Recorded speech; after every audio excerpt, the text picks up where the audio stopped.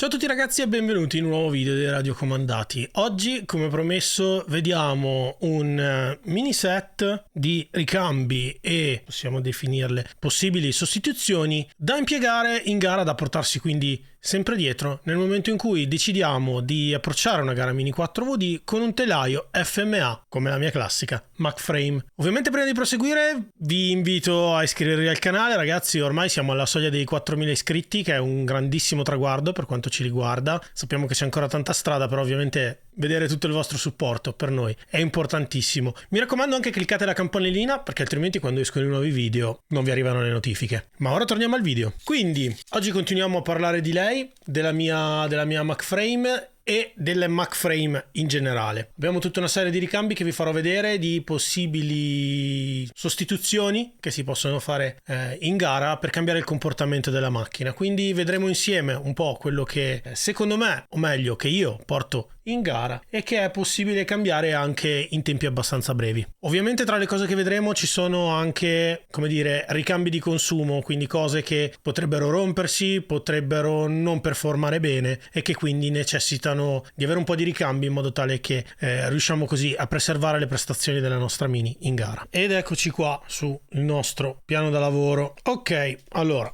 a parte ovviamente la nostra Mini, potete vedere è rimasta come l'ultima volta che l'abbiamo utilizzata, la prima tappa del Road to World Cup BMAX GP, è rimasta esattamente uguale e adesso poi vedremo anche un pochino di motivazioni per cui è in quell'assetto lì. Abbiamo tutta una serie qui sul tavolo di altri ricambi che sono un po' emblematici secondo me per quanto riguarda questo telaio. Sono, diciamo, ricambi che alcuni sono utili bene o male un po' per tutto, ma altri un po' meno. Allora, iniziamo intanto da quella che è la ricambistica di consumo. Tanto per iniziare, la prima cosa sicuramente di cui dovete munirvi, secondo me, in quantità più o meno utili è questo, ragazzi. Questo che cos'è? È l'alberino della trasmissione dell'FMA, uno dei punti deboli di questo telaio. Perché? Perché come vedete è un assalino, chiamiamolo così, un assale, un tubo di metallo che esiste anche in versione cava, quindi alleggerita, con due pignoncini. Qual è ovviamente il punto debole di un oggetto di metallo con due pezzetti di plastica? I pezzetti di plastica possono, per così dire, iniziare a scorrere per i fatti loro e quindi i pignoni andare a sgranare dall'alberino. Questo cosa comporta? Comporta che, se vi dice bene, magari la vostra macchina va soltanto a trazione anteriore, quindi ruotando soltanto le ruote anteriori. Se vi va male smette completamente di andare perché i pignoni compiono questa rotazione, diciamo, in direzioni che non dovrebbero compiere, dovrebbero rimanere attaccate all'alberino. Quindi averne un po' nel momento in cui vi rendete conto che la vostra Mini non sta performando come al solito. Fate sempre un check su quello che è l'albero della trasmissione di un FMA e l'alberino ce lo siamo tolti. Sempre per quanto riguarda la trasmissione, poi qui ne abbiamo alcuni ingranaggi. Mi manca quello nero, che è il più d'accelerazione, diciamo. Avere sempre un buon set di ingranaggi che permette completamente di andare a variare quello che è il rapporto della trasmissione è fondamentale, perché a parità di tensione, a parità di capacità di motore, andare ovviamente a variare quello che è il rapporto di trazione, di rotazione alle nostre ruote è fondamentale per andare ad agire proprio a livello di settaggio e di comportamento della nostra Mini. Quindi punto numero 2, trasmissione. Dopo la trasmissione però ve le ho messe così, farvele vedere in maniera un po' più agevole. Vediamo se riesco a farvele vedere meglio. Eccole qui, ci sono le gomme e i cerchi. Allora, nell'ultima gara ad esempio io ho utilizzato le 26 mm, che sono quelle che state vedendo ora, con delle gomme maroon. Queste rosse sono la versione un po' più datata, ecco. In realtà adesso sono state riproposte come low friction in colorazione nera, quindi le trovate esattamente come tutte le altre gomme che possiamo trovare per le Mini 4VD, nella stessa colorazione, però rispetto ad altre mescole hanno un grip molto inferiore. Questo grip inferiore che cosa permette? Permette di avere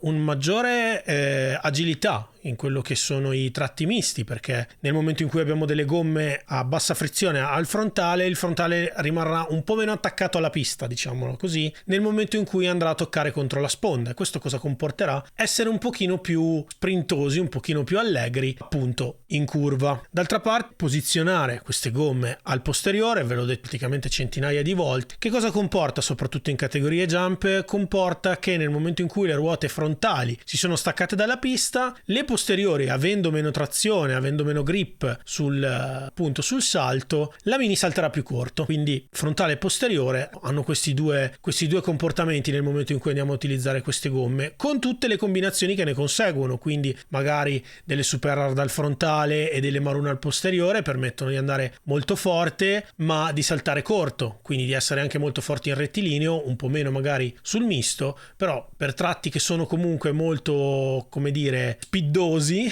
chiamiamoli così, può essere una buona configurazione comunque per non saltare esageratamente lungo. Viceversa, appunto, dove magari ci sono anche dei buoni recuperi sul salto ma comunque c'è tanto misto, può essere utile metterla al frontale. L'altra variazione ovviamente che si può fare a livello di gomme è il diametro, ok? Qui vedete l'unica cosa che ho cambiato dopo l'ultima gara è provare a ritarare tutta la mini con delle 24 mm. Queste sono le gomme più piccole che possiamo andare a inserire sulla nostra mini 4VD. Che cosa comporta? Quindi cerchio e gomma più piccolo permettono, a parità di motore, tensione e rapporti, di percorrere meno distanza, quindi la mini avrà, per così dire, un po' meno di capacità dal punto di vista dell'allungo, ok? Questo che cosa permette? Permette di scendere ulteriormente nel momento in cui diciamo magari la nostra mini è troppo veloce, esce tantissimo di pista, salta sempre troppo lungo, quindi diciamo in tratti, come dicevo prima, dal punto di vista magari di una configurazione abbastanza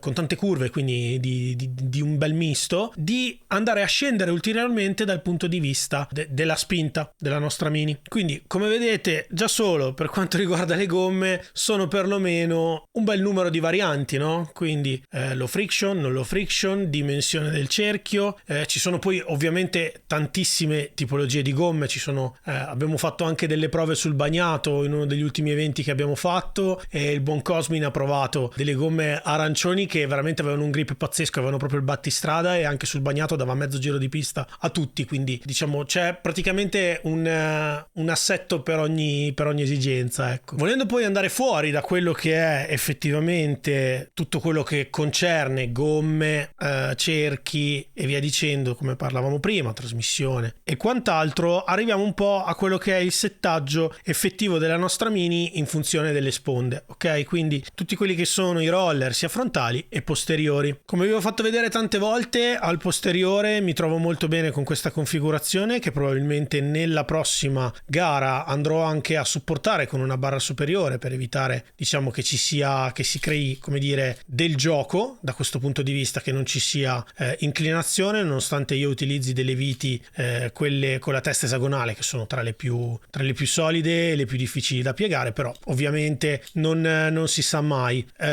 Questa configurazione, come vi ho detto tante volte, mi permette di, svitando questi due autobloccanti, di togliere completamente questa barra che mi porto dietro sempre già configurato per utilizzare roller e in questo caso anche dei roller conici da 13 mm e sostituirli come in questo caso qui, ma ovviamente si può fare praticamente per tutto con questa configurazione. È sufficiente una barra e due viti e vai ad inserire i roller della dimensione che ti interessa in funzione di quelli che sono anche i fori della nostra carbon, no? Quindi questo layout al posteriore mi ci trovo molto bene. Una delle cose che andrò a migliorare sicuramente, che vi volevo fare vedere, vediamo se riesco a piazzarla in un punto un po' più centrale, è il fatto che al momento la mia antiaggancio è sotto la carbon del freno, ok? La vedete? È la parte più bassa della mia mini al posteriore. Questa cosa qui voglio provare a portarla sopra a livello della mia carbon, quindi probabilmente dovrò anche rialzare questa barra, quindi alzando leggermente il castelletto, quindi con tutto quello che ne consegue, perché voglio provare ad applicare sull'antiaggancio un filo di spugnafreno bassa nera, così come ho fatto sulla configurazione della mia mini che utilizzo utilizza un telaio MA? Perché abbiamo visto che nel momento in cui toccava l'antiaggancio, quella tipologia di spugna permetteva un rientro molto rapido alla mia Mini, quindi sostanzialmente si inchiodava sulla sponda senza fare rimbalzi, senza fare altro, e rientrava in carreggiata subito. Quindi questa cosa mi è piaciuta tanto. Voglio provare a capire se è applicabile ovviamente anche a questo telaio, perché non si sa mai, e per cui modificherò il posteriore con questa piccola variante. Vedremo cosa succede. Per quanto riguarda i settaggi, qui ovviamente si possono utilizzare tutte le fibre che si vuole. Vedete, io me ne porto sempre dietro un bel numero qui nella mia cassetta, però ecco, per l'MA, per tenere diciamo come sempre un assetto abbastanza minimale, possiamo dire sempre che quello che è utile è una barra a supporto del nostro castelletto posteriore, per castelletto intendo il gruppo di roller, una fibra che ci supporta per la spugna freno e possibilmente un sistema di antiaggancio se la fibra che va a supportare i nostri roller non è, per così dire, configurata magari con delle viti svasate che possono sparire all'interno della fibra. Perché giusto per farvi vedere, vediamo se riesco a farmi capire meglio, vedete qui questa vite qui ha la testa che esce, ok? Questa non è svasata perché sono quelle rinforzate. L'antiaggancio, vediamo, forse così si vede, è più basso in modo tale da nascondere quella testa lì e fare in modo che toccando la spugna quella non vada ad agganciarsi proprio nel vero senso della parola alla sponda e a scomporre e magari a far uscire la mia Mini. Quindi questa cosa qui per quanto mi riguarda è fondamentale. Quindi antiaggancio, castelletto dei roller, spugna freno. Ok, questo è il settaggio base. Poi ovviamente si possono fare n.000 cose, ci sono dei kit, degli upgrade che permettono di inserire un damper basculante qui che va a battere, insomma ci sono varie configurazioni che si possono fare. Ovviamente nella parte più bassa possibile e possibilmente anche in linea con quello che è la configurazione del frontale sono andato a posizionare dei pesi che sono anche abbastanza leggeri per le varie prove che abbiamo fatto nell'ultima gara, perché volevo proprio forzare il comportamento quasi naturale dell'FMA di tendere a scendere col muso, quindi per fare in modo che le salite, che erano diciamo configurate anche come salti ma che portavano a un altro livello di pista, si traducessero in un salto proprio con il muso rinviato subito in carreggiata. Quindi diciamo il posteriore è rimasto abbastanza leggero. Ma veniamo ora al frontale. Sul frontale, ecco, diciamo è la parte della Mini dove sto più facendo prove e dove vorrei raccontarvi di più in realtà. Ovviamente non ve l'ho detto, ma avere un buon set di spugne freno di differenti spessori, differenti altezze, differenti anche livelli di grip è fondamentale. Normalmente io utilizzo tantissimo il bianco e il blu, ma ce ne sono tantissimi, quindi sperimentate ragazzi, non limitatevi a quello che vedete perché ci sono tantissime possibilità e tantissime alternative. Poi un layout non è detto che vada bene su tutte le piste, ovviamente. Per quanto riguarda il frontale, direi che partiamo da quella che è l'inclinazione. Vedete, qui ho utilizzato una delle fibre che più utilizzo perché mi piace molto il fatto di poter portare leggermente più indietro i miei roller e quindi ridurre quello che è lo spazio tra i roller frontali e il castelletto posteriore in modo da rendere la Mini un po' più agile. Sì, perché comunque anche il passo rispetto ai roller va anche a tradursi in agilità per la nostra Mini, perché maggiore sarà la distanza tra i roller frontali e il castelletto posteriore, maggiore sarà il tempo che impiegherà in curva la Mini a curvare, ok? Quindi più è stretta, più è agile, ma va anche da sé che più sarà agile e più sarà anche instabile, ok? Quindi il gioco è sempre trovare una configurazione che permetta di fare la pista, ma permetta di farla molto forte. Quanto riguarda il frontale, appunto, volevo farvela vedere, vediamo se riesco a farvela vedere, ok, così. In questo caso come l'ho configurata? L'ho configurata con due clessidre, le chiamiamo così, questi, diciamo, roller con doppi punti di appoggio, uno configurato con i 13 mm nella parte inferiore e i 12 mm nella parte superiore dal lato destro perché è il lato dove sostanzialmente ci si appoggia per fare il ponte, quindi un appoggio più basso mi dà la possibilità di essere un pochino più stabile, ok? Nella parte inferiore invece, per aumentare quella che è un po' l'agilità della mia Mini e ne va ovviamente a discapito della stabilità, ho girato la clessidra. Questa cosa l'ho già detto anche nel video precedente, mi ha fatto recuperare qualche decimo, non è male, ma attenzione perché in piste diciamo molto di velocità questa cosa è molto controproducente, perché nei salti in rientro in carreggiata vedete la Mini scomporsi tanto, ok? Queste sono solo 2 configurazioni, vedete poi sono andato su abbastanza alto anche con questi stabilizzatori che sono fatti, li chiamiamo bicchierini ma nient'altro sono che stabilizzatori. Che cosa fanno gli stabilizzatori? Nel momento in cui la Mini si inclina vanno ad appoggiarsi a quello che è la nostra corsia, quindi le nostre sponde, e ad evitare che la Mini, diciamo, abbia un comportamento e si scomponga, possiamo dire questo. Questa cosa qui ovviamente si può fare in vario modo, più si è bassi più la Mini può comportarsi in maniera, diciamo, può essere più agile, però ovviamente questa cosa qui implica tantissimo la fuoriuscita della Mini, soprattutto nei cambi di altezza. Quindi diciamo che per me questa configurazione va bene, non sono andato più in alto di così. Ho utilizzato anche qui le viti rinforzate, che volevo farvi vedere, che ho infilato dall'alto verso il basso. Vediamo se forse così si vedono meglio. Ok, sì. Vedete gli autobloccanti qui sotto? Quindi la vite praticamente entra da sopra ed esce nella parte sottostante. Ho un antiaggancio qui, quindi è difficile che l'autobloccante vada ad agganciarsi alla pista. Perché l'ho fatta così? Perché su piste belle solide come quelle della 5 corsie questo sistema mi salvaguarda a livello di rotazione dell'autobloccante, perché mi è capitato molto spesso che se inserivo l'autobloccante nel bicchierino e avvitavo soltanto il bicchierino, quindi con la testa dal basso verso l'alto, mi si svitava, ok? Mi si svitava, perdevo il bicchierino, perdevo l'autobloccante. Invece così, andando incontro al senso di rotazione,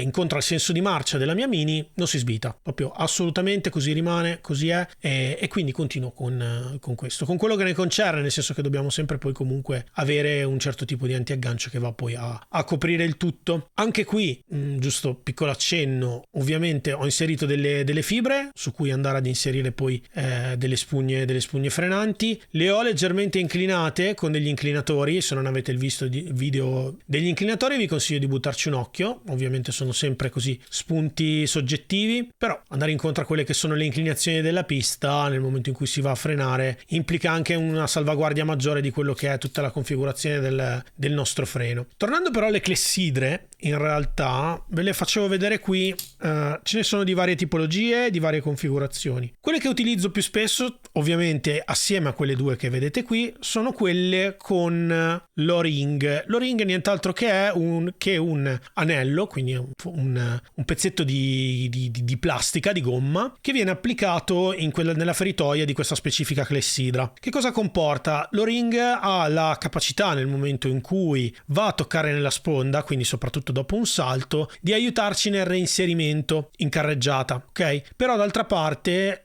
il fatto che ci sia tutto questo grip che fa scendere la Mini, quindi che gravitazionalmente la porta verso il basso, implica anche la perdita un po' di velocità, soprattutto nel misto. Un'altra alternativa dal punto di vista delle clessidre sono le 9-8 mm. Queste, come quelle che vi ho fatto vedere prima, hanno 2 punti di contatto che sono da 12 e 13 mm.